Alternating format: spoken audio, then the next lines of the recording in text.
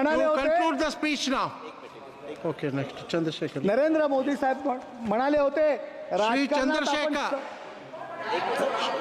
चंद्रशेखर, आपण सगळे शिकलो, पण झूठ की राजनीति का सामना करणे आपण शिकलेलो नाही। सभापति महोदय, बहुत बहुत धन्यवाद आपका। आपने मुझे बजट पे अपनी बात रखने का अवसर प्रदान किया। मैं अपनी बात को शुरू करते हुए बहुजन समाज में जन्मे सभी संतों, गुरुओं और महान पुरुषों को नमन करता हूं।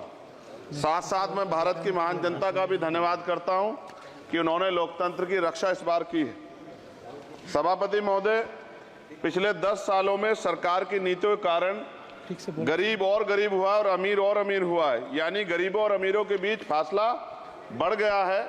सारे देश की संपत्ति को चंद अमीरों के हाथ में दे दिया गया है। ये हमारे संविधान की मंशा और समतावादी समाज के लक्ष्य के खिलाफ है। अतः हमारी नीतियां गरीबों के पक्ष में भी होनी चाहिए। जातिगत जनगणना, SC, ST, OBC यानी कि जो बहुजन समाज के लिए आज जीवन मरण का प्रश्न है, इसके बारे में कोई बात बजट में नहीं की गई है। इसके बाद जनसंख्या के अनुपात में बहुजन समाज को सभी क्षेत्रों में हिस्सेदारी मिलनी चाहिए, तभी बाबा साहब अम्बेडकर का जो सपना है समतामूलक समाज का, वो पूरा होगा। महोदय, एक ऐसा विकसित भारत है जिसमें आज भी सफाई कर्मचारी को पक्की नौकरी नहीं मिल रही है और उसको गटर में उतरने के लिए मजबूर किया जा रहा है। उनके लिए कोई अलग से बजट नहीं है। बजट बन सकता है अगर सरकार चाहे। SC, ST को जो सब प्लान मिलता था, SPC का जो पैसा मिलता था, वो बजट से हटा दिया गया है। साथ साथ देश के स्तर पर आशा, आंगनबाड़ी, भोजन माता, ग्राम सेवक, PRD जवान, होमगार्डों के मानदेय में बढ़ोतरी नहीं हुई है। ऐसा कुछ भी नहीं दिख रहा है कि उनके जीवन में खुशहाली आ जाए। इनका मानदेय बढ़ना चाहिए। विधवा, वृद्धा, विकलांग पेंशन प्रत्येक महीने 500 रुपए से बढ़ाकर 5000 रुपए की जानी चाहिए, क्योंकि महंगाई बढ़ रही है। देश में प्रधानमंत्री जन कल्याण योजना के तहत SC, ST, OBC और मुस्लिम को कितने घर दिए गए, इसका कोई आंकड़ा सरकार के पास नहीं है। देश में इसी तरह SC, ST, OBC के लिए कितने परिवारों को शौचालय की व्यवस्था कराई गई। आज भी सिद्धार्थनगर जैसे जिले और तमाम जिले जो है, वहां शौचालय की व्यवस्था नहीं है। इस पर ध्यान देना चाहिए। देश भर में SC, ST, OBC के जो रिक्त पद पड़े हुए हैं, बैकलॉग भरना चाहिए। सरकार ने कुछ नहीं कहा।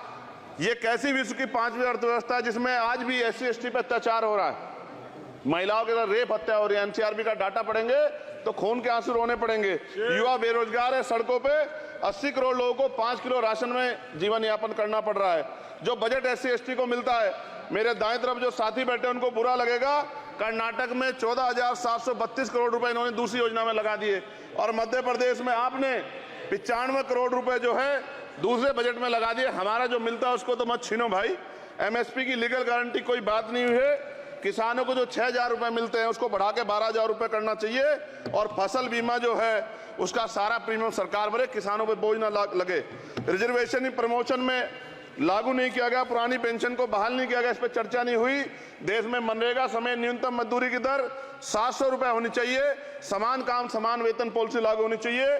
जो रसोई की चिंता करते हुए 500 रुपए प्रति सिलेंडर से ज्यादा के दाम नहीं होने चाहिए, जो महिलाओं को राहत मिल सके। बिजली के दामों में भी कमी होनी चाहिए। बेरोजगार युवाओं को 5,000 रुपए भत्ता मिलना चाहिए, जो बेरोजगार युवा जो है अपनी पढ़ाई या अपना खर्चा उठा सके। मैं अपने क्षेत्र के विषय में महोदय आपसे कहना चाहता हूं कि पश्चिम यूपी में नगीना में एक एम्स बनना चाहिए, एक IIT बननी चाहिए, एक IIM बनना चाहिए। नगीना लोकसभा में उद्योग धंधे लगने चाहिए। नगीना की कताई मिल जो है उसको पुनः शुरू कराना चाहिए। RRTC जो योजना है सरकार की, उसको मेरठ से आगे बढ़ाकर मुजफ्फरनगर, सहारनपुर से नजीबाबाद, नगीना होते हुए उसको नगीना तक ले जाना चाहिए। साथ साथ नजीबाबाद से मुंबई के लिए एक ट्रेन चलनी चाहिए और नगीना, श्योरा, किरतपुर में रेलवे के ओवरब्रिज बनने चाहिए। सभापति महोदय, सामाजिक न्याय मंत्रालय को 13,000 करोड़ रुपए दिए गए और जनजाति कार्य मंत्रालय को 13,000 करोड़ रुपए दिए, कुल 26,000 करोड़ रुपए, जो कुल बजट 48.20 लाख का लगभग 0.54% है। जबकि हमारी संख्या 25% से ज्यादा SC, ST की और बहुजन समाज की मिलाओगे तो 85% से ज्यादा है। और हमारे विकास के लिए सरकार 1% पैसा खर्च कर रही है, जो मिलना हमें चाहिए, जबकि मिलना हमें 25% चाहिए। ये ऊंट के मुंह में जीरा के समान है, कहावत हमने बहुत दिन सुनी थी। पिछले लंबे समय से हमारे साथ धोखा हो रहा है। लेकिन अब ये नहीं चलेगा। चंद लोगों की तराजू से देश के संसाधन नहीं बटेंगे। इस देश का बहुजन समाज बर्दाश्त नहीं करेगा। संसाधन का बंटवारा संख्या के आधार पे होगा। माननीय काशीराम साहब नारा लगाए थे, ना तो वोट हमारा राज तुम्हारा चलेगा, और आज हम कह रहे हैं ना ही वोट हमारा और नोट तुम्हारा चलेगा। इस बात का भी ध्यान जो है सरकारों को देना पड़ेगा। आपके माध्यम से सरकार से मेरी एक मांग है, सरकार इस योजना का लाभ भी अपने आप ले ले, श्रेय भी ले ले कि 1 लाख रुपए सालाना बहुजन समाज के अत्यंत गरीब परिवारों को दे। 10 लाख करोड़ रुपए खर्च होंगे, लेकिन इस 1 लाख रुपए की योजना से एक झटके से एक परिवार गरीबी की रेखा से ऊपर आएगा और इनके बच्चों को कुपोषण खत्म होगा, अच्छी शिक्षा मिलेगी, महिलाओं को सम्मानजनक जीवन मिलेगा और इससे वास्तव में सबका साथ सबका विकास का नारा सार्थक होगा। अगर प्रश्न ये होगा कहां से आएगा, तो उसका जवाब ये है कि जब अमीरों का 16 लाख करोड़ रुपए माफ हो सकता है, कॉर्पोरेट टैक्स का घटाकर लाखों करोड़ रुपए का चूना सरकारी खजाने को लगाया जा सकता है, पेट्रोल डीजल के दाम 10 गुना एक्साइज ड्यूटी बढ़ाई जा सकती है, तो गरीबों को सरकार पैसा क्यों नहीं दे सकती। महोदय, समय आ गया है, अब निजी क्षेत्रों में आरक्षण की व्यवस्था होनी चाहिए। SC ST OBC को निजी क्षेत्रों में आरक्षण मिलना चाहिए। और मेरी आपसे ये भी मांग है, क्योंकि अब समय की मांग है और देश तेजी से आगे बढ़ रहा है, तो मैं कहूंगा कि सरकार का जो सबका साथ सबका विकास का नारा लगभग वो असत्य महसूस होता है, क्योंकि अल्पसंख्यकों में मुसलमानों, जैनों, सिखों, बुद्धिस्टों के लिए कुछ दिख नहीं रहा, उनकी कल्याण कोई योजना नहीं है। मदरसों को जो बजट मिलता था वो कम कर दिया गया है। आर्थिक तंगी से लोग मर रहे हैं। इंटर्नशिप की बात हुई है, परमानेंट रोजगार नहीं है। और दिल्ली में क्या हुआ बच्चों के साथ कल, उनकी सुरक्षा की जिम्मेदारी क्या है? वो आए तो बनने थे IAS IPS और बन क्या गए, लाशें बन के गए। यहाँ से कोई ध्यान नहीं दे रहा है, किसी की नजर नहीं है। साथ साथ मैं आपसे ये भी आग्रह करूंगा कि हम ग्रामीण क्षेत्रों से आए लोग देश से बड़ा प्रेम करते हैं और हम ये महसूस करते हैं कि सरकारें हमें सुनेंगी, सरकारें हमारे बारे में सोचेंगी। लेकिन ऐसा महसूस हो जाता है आज़ादी के 75 साल बाद, और जिसको अमृत काल कहा जा रहा है, आज भी SC ST OBC के लोगों पर अत्याचार हो रहा है।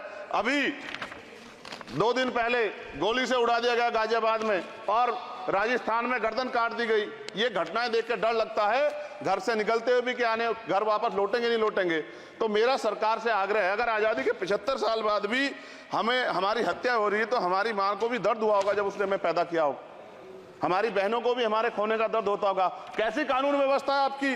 सब कुछ है आपके पास, फिर भी जो है महिलाओं पर रेप नहीं रोक पा रहे हो, हत्याएं नहीं रोक पा रहे हो, गरीबों, दलितों, पिछड़ों, किसानों, मजदूरों की जान नहीं बचा पा रहे हो। किसान सुसाइड कर रहा है, नौजवान सुसाइड कर रहा है, और बड़ी बड़ी बातें होती हैं, इधर भी अच्छे लोग हैं, इधर भी अच्छे लोग हैं, लेकिन अच्छाई तब होगी जब जमीन पे भी कुछ काम दिखाई देगा। और जमीन पे महोदय कोई काम दिखाई नहीं दे रहा है।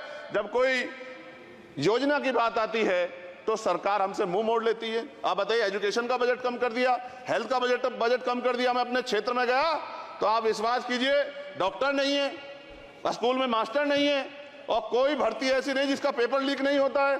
तो देश किस तरफ जा रहा है और इसमें नौजवानों का भविष्य क्या है, इसके बारे में हमें चिंता करनी चाहिए। और अंत में अपनी बात को खत्म करते हुए मेरा आपसे आग्रह और आपके माध्यम सरकार से आग्रह है कि यहाँ बाहर बाबा साहब अम्बेडकर की मूर्ति लगी हुई थी एक, वो करोड़ों लोगों की आस्था से जुड़ा विषय है, और आप विश्वास करो इतना गुस्सा है उसको लेके।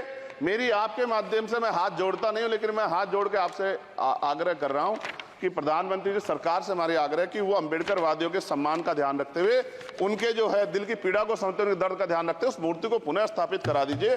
अगर इसमें कोई राजनीतिक कारण अलग बात है, लेकिन मैं कंक्लूड कर रहा हूं। मगर मैं आपसे कहना चाहता हूं, इसमें बहुत गुस्सा है। जिस दिन अम्बेडकरवादी गुस्सा हो जाएगा, वो फिर इस सरकार को जो 24 में आ गई है, वो आने वाले चुनाव में ऐसा सबक सिखाएगा कि दोबारा पलट के नहीं देख पाओगे। तो मैं आपका धन्यवाद करता हूं, और मुझे विश्वास है कि सरकार मेरी बातों पे गौर करेगी और गरीबों के बारे में सरकार सोचेगी, गरीबों को आगे बढ़ने के अवसर प्रदान होंगे। धन्यवाद।